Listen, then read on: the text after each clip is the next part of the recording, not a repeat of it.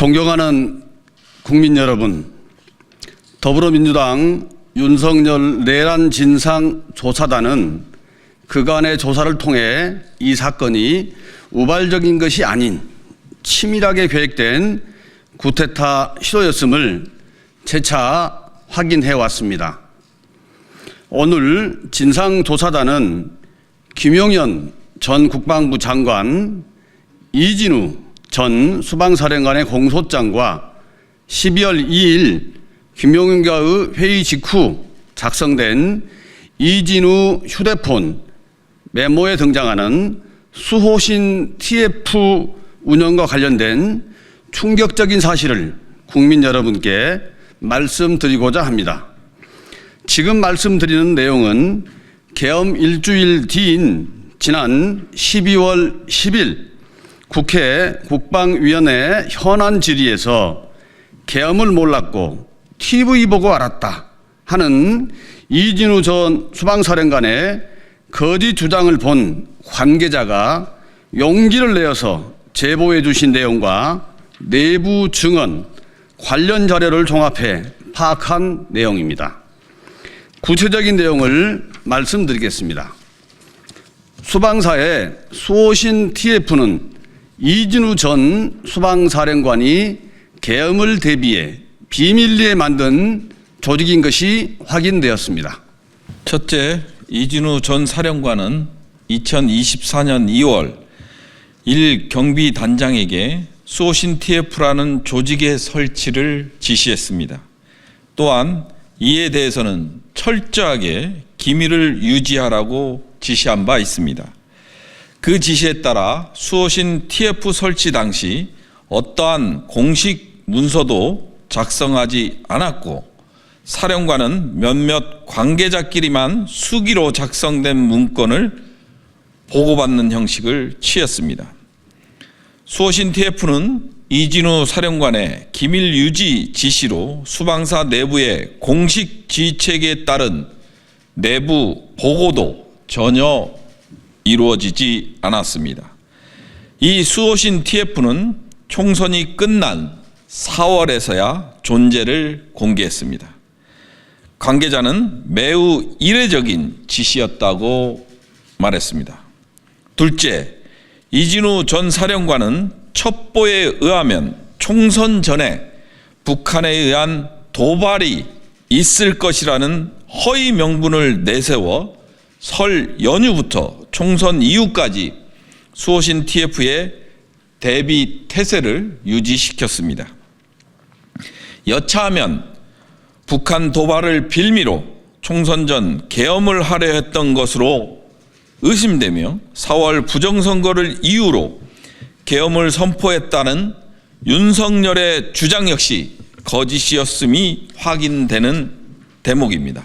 셋째, 12.3 계엄 무렵에 이진우 전 사령관과 수호신 TF가 국회의 단전을 사전 검토한 정황도 확인했습니다. 윤석열은 12월 12일 대국민 담화를 통해서 국회를 마비하려 했다면 단전시켰을 것이라고 말했습니다. 하지만 검찰의 공소장에 의하면 곽종건 전 특수전 사령관은 대통령 지시다. 문짝을 도끼로 부수고서라도 안으로 들어가서 다 끄집어내라. 전기라도 차단하라. 라고 국회 단전을 언급했습니다. 수호신 TF를 통해 윤석열의 담화와는 달리 국회 단전도 사전에 검토되었다고 볼 수 있는 정황을 확인했습니다. 지난 24년 10월 29일 이진우 전 사령관은 통합방위 목적 등을 위한 시설 견학 명목으로 1경비단장과 군사경찰단장을 여의변전소로 소집했습니다. 여의변전소는 국회의사당의 상시 전원 공급 선로입니다. 이 문건은 지난 24년 10월 24일 여의변전소 방문을 위해 수방사에 의해서 작성해 한전으로 보낸 공문입니다.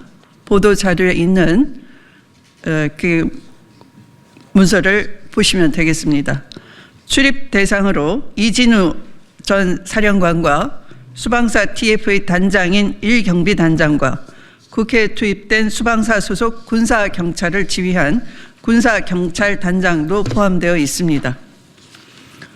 변전소에 도착한 군인들은 변전소 직원들에게 시설이 타격받았을 경우 주변 시설의 전력 공급이 어떻게 되는지를 꼼꼼히 확인했다고 합니다. 그러나 최근 5년간 여의 변전소에 대한 군의 훈련이 전혀 없었다는 점을 감안한다면 국회 인근 전력망을 사전에 파악하려 한 것 아니냐라는 의심이 짙어지는 것입니다.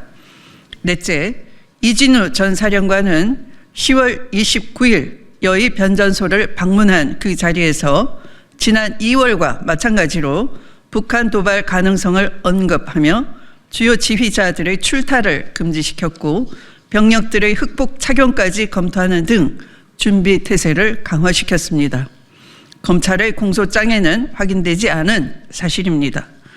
12.3 계엄 당일 이진우 전 사령관은 21시 48분경 1경비단장에게 상황이 있는 것 같으니 소집할 준비를 하고 사령부로 들어오라라고 지시를 했고, 지시를 받은 1경비단장은 21시 51분경 1경비단 작전과장에게 전화하여 상황이 있는 것 같으니 대대장과 주요 지휘자를 소집하고 수호신 TF도 소집하라고 지시했습니다.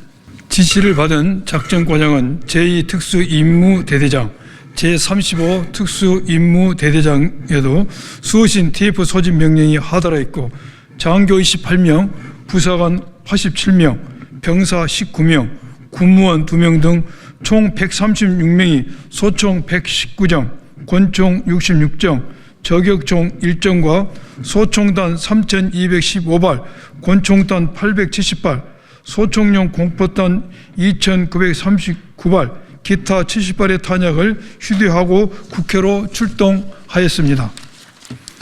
이진우 전 사령관과 수방사 수호 TFC의 이러한 정황은 12.3 내란 시도가 단순한 우발적 사건이 아닌 국회 단장까지 사전에 확인하는 등 치밀하게 준비된 쿠데타 시도였음을 명백히 보여줍니다. 또한 군 병력을 동원한 쿠데타 계획이 적어도 지난 2024년 2월부터 체계적으로 준비되었고 총선 직전 본격적으로 움직이려 했던 의심 정황도 드러났습니다. 지난 2024년 3월 김용현 경호처장 공간에서 이진우 전 수방사령관과 곽종우 전 특정사령관이 모임을 가진 것이 확인됐으며 최해병 사건으로 궁지에 몰린 윤석열은 총선 전 북한의 도발에 예상된다면서 북풍몰이의 한창이었습니다. 검찰의 공소장에 의하면 윤석열은 3월 말에서 4월 초 시국이 걱정된다고 하면서 비상 대권을 통해 헤쳐나가는 것밖에는 방법이 없다고 말했다고 합니다. 우리 진상조사단은 철저한 조사를 통해 12.4 내란의 전모뿐만 아니라 총선 전 윤석열 내란 일당의 내란 시행 정황에 대한 진실을 밝히고 관련자들에 대한 엄정한 수사와 처벌이 이루어질 수 있도록 모든 노력을 다할 것입니다. 다시 한번 민주주의를 수호하기 위해 힘을 모아주신 국민 여러분께 깊은 감사를 드리며 우리 더불어민주당 윤석열 내란 진상조사단은 앞으로도 진실을 밝히는 일에 한치의 흔들림도 없을 것을 약속드립니다. 감사합니다.